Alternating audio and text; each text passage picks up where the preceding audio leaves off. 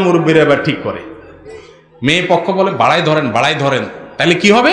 তালাক দিতে পারবে না। আগেই তালাকের চিন্তা করেন, ওই বিয়েতে এমনিই ভাঙবে। আগে থেকে নেতিবাচক চিন্তা কেন? মোহর কি তালাকের কোনো বিয়ের কোনো প্রোটেকশন? মোহর হলো স্ত্রীর উপহার, তাকে বাসর ঘরে দিয়ে দিবেন। আপনার মোহরের টাকা না থাকলে রোজা রাখবেন, আপনার বিয়ে করতে বলছে কি?